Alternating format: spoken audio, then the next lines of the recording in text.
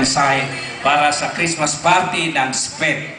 Siyempre, dahil ang grupo ninyo, tatlo kayo, di po ba? Isang Paniki North, isang Tablang, at saka yung mga out of school. So, tatlong grupo kayo. Unahin natin yung SPED teacher ng Paniki North, si Ma'am Rose. Ma'am Rose, saliga na po. Guro, Madam Aida Paraso, sa mga coordinators po ng Bagong Sinag, Sir Nori and Madam Elena, and kay Madam Aurelia. Magandang hapon po sa inyong lahat at una po sa lahat, binabati ko po kayo ng advance Merry Christmas. Okay, so sa pangalawang pagkakataon po ay sinaselebrate natin yung Christmas party, which is sponsored by the Bagong Sinag Foundation together with the DepEd.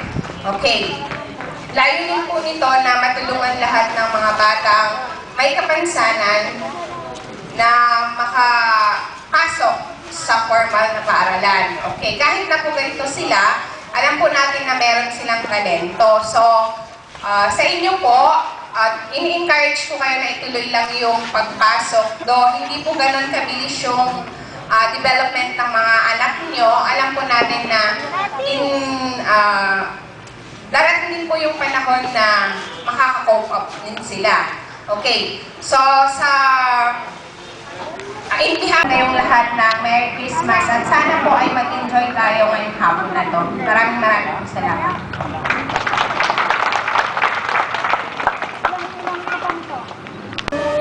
Magandang hapon po sa ating lahat. Gandang hapon naman. Ay, naantok na yata sila. Isa pa po, magandang hapon po sa ating lahat. Magandang hapon.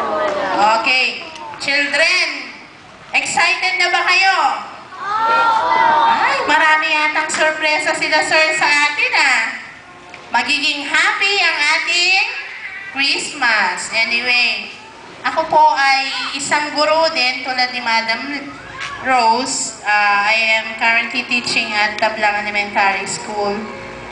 Bago po ang lahat, binabati ko po ng isang magandang hapon ang punong guro ng Gabaldon. Hi Madam, good afternoon po. Kay Sir Alonso, kay Ate Elena, at kay isa pang tita natin. Sana si isang tita. At si Tita Aurelia. Anyway, napaka-bless po natin at mayroon pong mga taong tumutulong sa atin ng ganitong klase ng foundation. Di po ba? Napakaswerte natin? Okay. Kasi po, ang lahat ng mga anak natin ay bigay ng Diyos. We are blessed to have them, even though they have some special needs. That's why, ang tawag po sa atin, di ba, special moms? Kasi, dahil ang ating mga anak ay may special na pangangailangan, kailangan po laging special moms din tayo.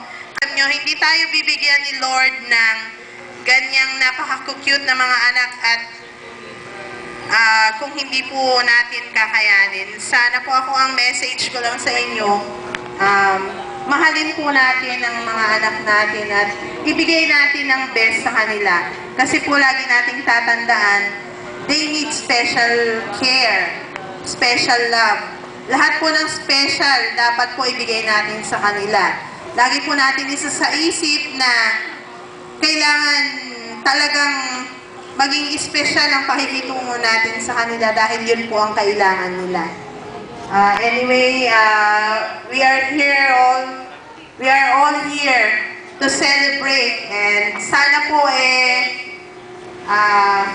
may we all feel the love and happiness, peace sa araw pong ito at sa mga susunod pang mga araw. Again, in behalf of Tablang teaching staff, we are very grateful and thankful to all the sponsors, especially to Mr. and Mrs. Alonso. Bagong Sinag Foundation at maski na po nasa liblib kaming lugar. Malayo po yun napuntahan po kami ni Madam Elena para meron po siyang mga nakuha. Hanggang sa aabutin ng foundation. Oo, Lola. Ang tawag dito, nagpapasalamat po ako lahat, pati sa mga schools na tumutulong din sa amin. Dahil kung wala sila, hindi namin makikita itong mga batang ito. At sana in the future, yung mga hindi pumapasok na mga bata, mapon din natin silang papasok.